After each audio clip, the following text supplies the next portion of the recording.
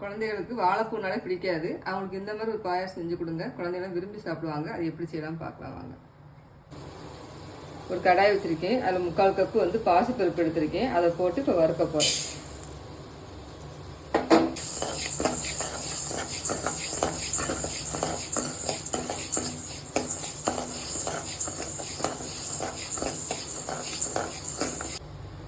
பாசிப்பருப்பு வந்து இந்த அளவுக்கு வறுத்தா போதும். குக்கரை வச்சு 4 கிளாஸ் தண்ணி ஊற்றி வறுத்த பாசிப்பருப்பு அதில் போட்டிருக்கேன். அதுக்கு அடுத்து வந்து வாழைப்பூ வந்து நல்லா க்ளீன் பண்ணி வச்சுருக்கேன்.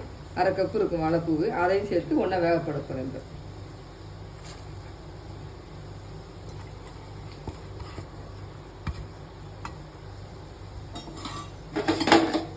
குக்கரை மூடி ஒரு விசில் விட போகிறேன்.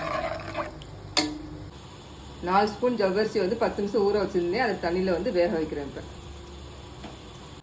பாசிப்பருப்பும் நம்ம போட்டிருந்த வாழைப்பூவும் நல்லா வெந்துருச்சு. இப்போ வந்து நான் வேக வச்ச ஜவ்வரிசி வந்து அதில் ஊற்ற போகிறேன்.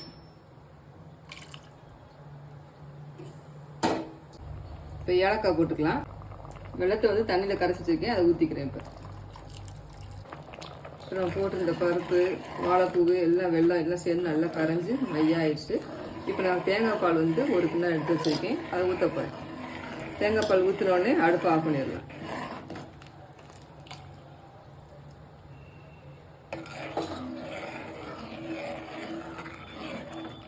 இப்போ நெய்யில் வந்து முந்திரி பருப்பை வறுத்துக்கிட்டு இருக்கேன். இப்போ பாயாசத்தில் ஊற்றிடுறேன்.